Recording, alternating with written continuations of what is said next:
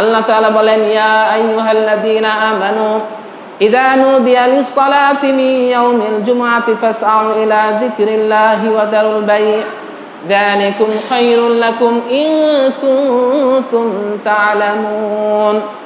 আল্লাহ তাআলা সূরাতুল জুমআর ভিতরে জানিয়ে দেয়, ইয়া আইয়ুহাল্লাযীনা আমানু, বড় মহব্বত করে ভালোবেসে আল্লাহ তাআলা মুমিন বান্দাদেরকে ডেকে বলতেছে, ইয়া আইয়ুহাল্লাযীনা আমানু, ও আমার ঈমানদার বান্দারা, ও আমার মুমিন বান্দারা, ইযা নুদিয়া লিস-সালাত, যখন নামাজের জন্য তোমাদেরকে ডাকা হয়, অর্থাৎ মুয়াজ্জিন যখন আযান দেয়, ইযা নুদিয়া লিস-সালাতি মিন ইয়াউমিল জুমআতি, জুমার নামাজের জন্য, কিসের নামাজের জন্য?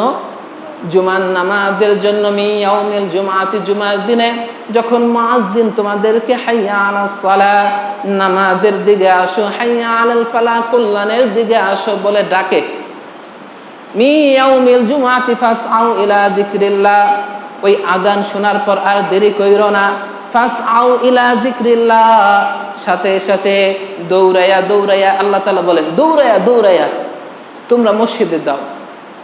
দৌড়ানোর উদ্দেশ্য হলো দ্রুত গতিতে মসজিদে যাও। আযান হয়ে গেছে, এখন আর আমার কোনো ব্যবসা করার সুযোগ নাই। আযান হয়ে গেছে, এখন আর আমার খেতে থাকার সময় নাই। আযান হয়ে গেছে, এখন আর ঘরে বসে থাকার সময় নাই। আযান হয়ে গেছে, এখন আমার কাজ হলো সাথে সাথে মসজিদে চলে যাওয়া।